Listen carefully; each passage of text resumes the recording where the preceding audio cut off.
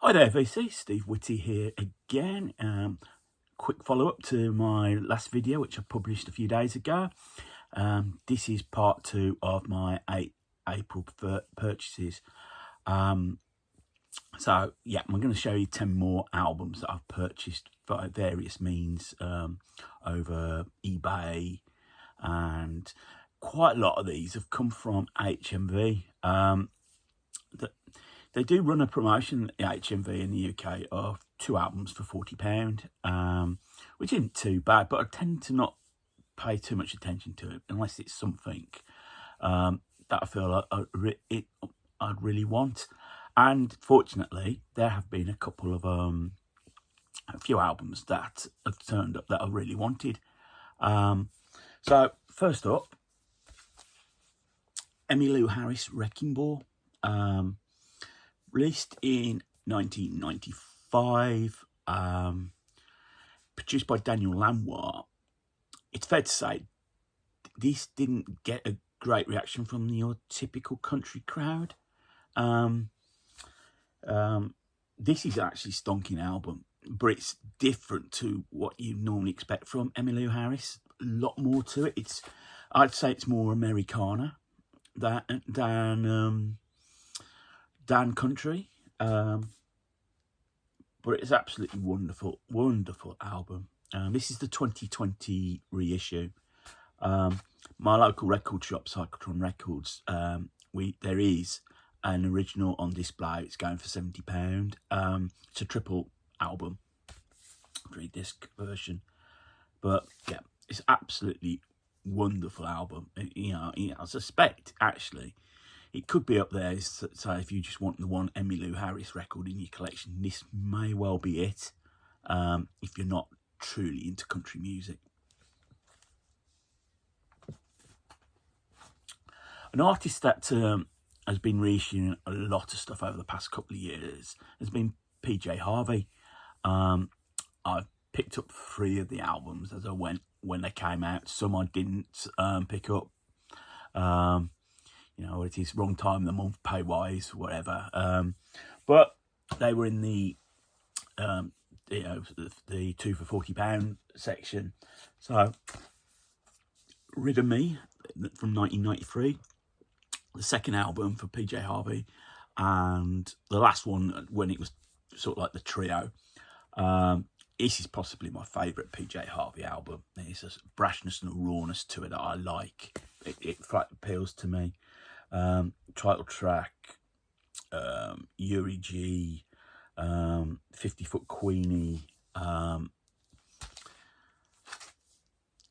It's absolutely stonking. I think it obviously there's a lot of reference to sex in here. I think Elvis Costello did describe PJ Harvey as a woman that wrote about blood and sex, and that's being polite. That was the polite euphemism, but yeah, wonderful record. And in 1995, she followed it up. 1995, she followed it up with this, To Bring You My Love, where she split the trio, went really more on her own, changed the sound totally. It changed the sound, well, not totally, more subtly, more orchestration in there. Yeah, and it's you got the tracks here to Down by the Water, Come On Billy. They were the singles. I mean, Down by the Water was totally different to anything before. It's almost like a softer, the lyrical message probably was the same, but it was a sort of softer sound, and just absolutely, yeah, I think a wonderful album. You could say it's an improvement on Rid of Me, even though I still consider Rid of Me to be my favourite, but it's still a wonderful album.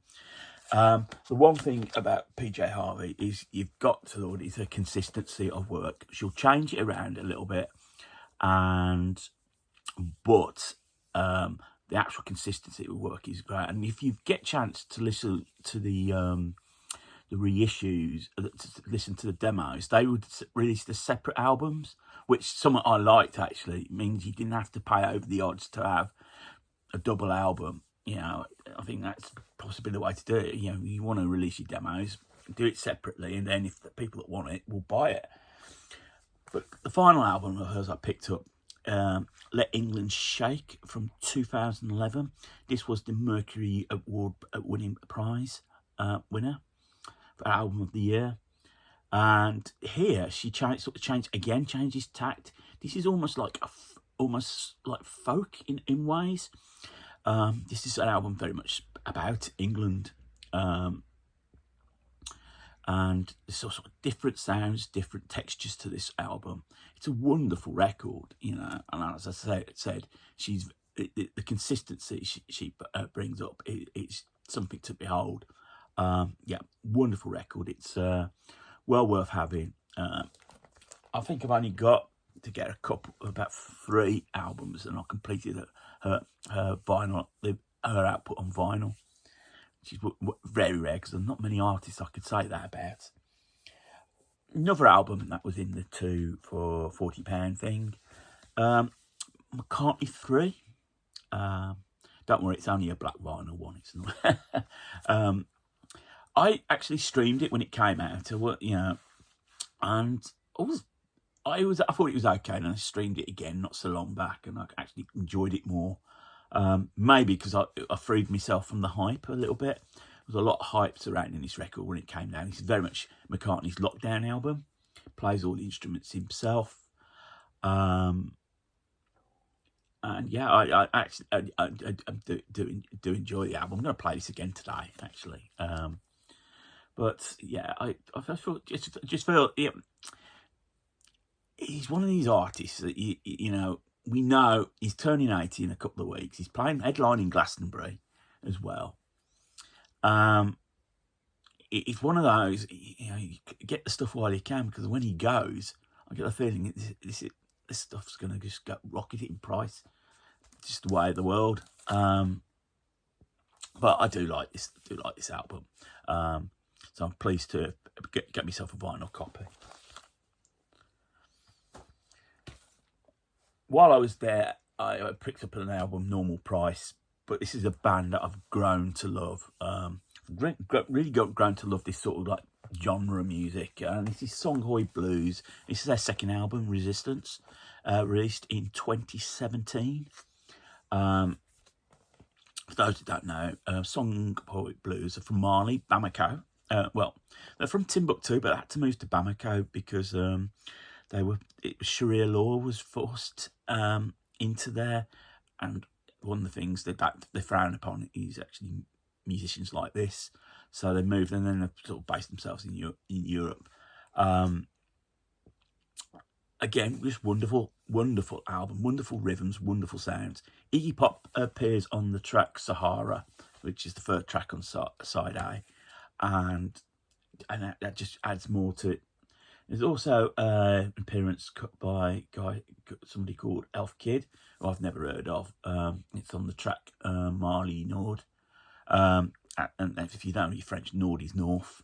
And Timbuktu is in that North Mali region.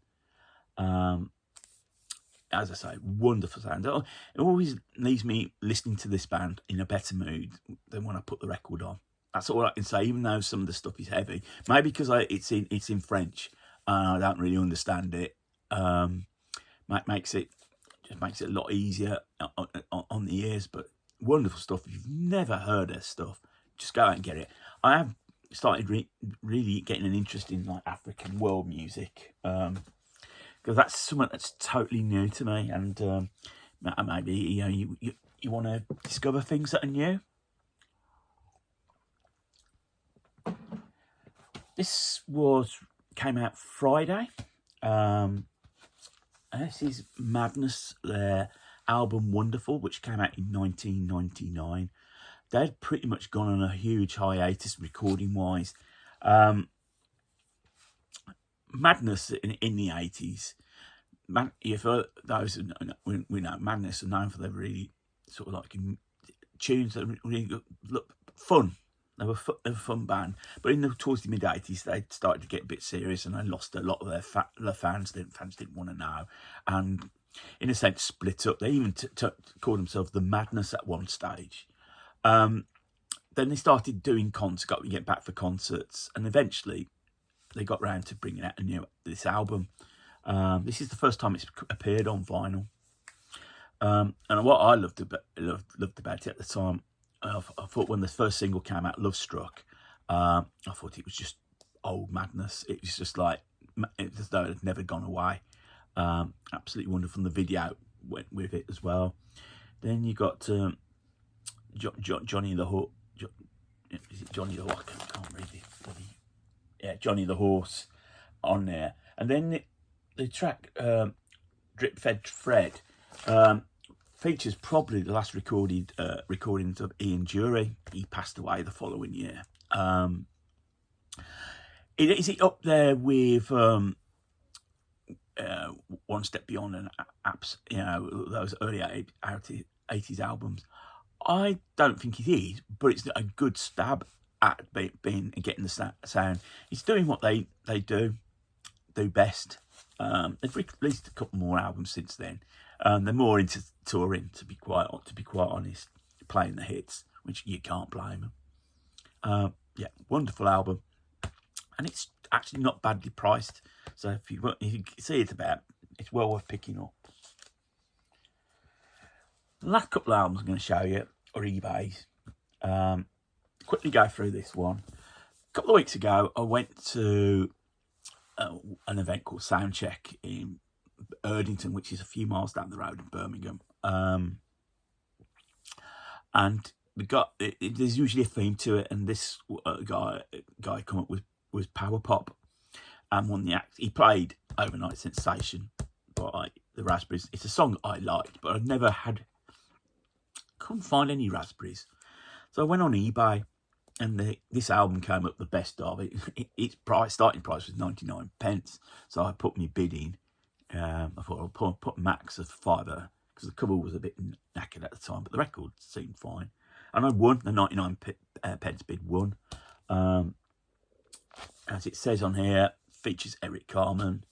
And I'm looking forward to listening to this.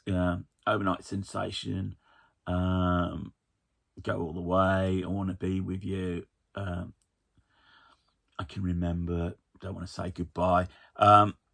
Hopefully, if I like this, I might see if I can get some more stuff. But because the Raspberries weren't that popular in the UK, very hard to get hold of that stuff. Right, the final album I'm going to show you, there's a little bit of a tale to it. A few years ago, I did a video about, there was a thread going on about grails, and I did a video thinking, well, what is a grail? I sort of poo-pooed it a little bit, grails, and stoked. That I hear a lot in the VC videos because I think it's a record. It's not the best thing that's ever happened in your life. But I did use an example of a record that I wanted. I wanted it that badly. I ended up buying a bootleg copy.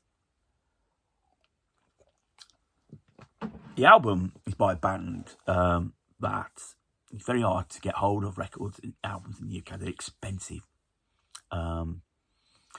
This album appeared in Psychotron, and it was £60 for an original. But I normally go on eBay and I'll do the search on this band and look what's going up, and I'll just put what I consider to be a maximum bid. And if it don't work, it don't work. It's not the end of the world.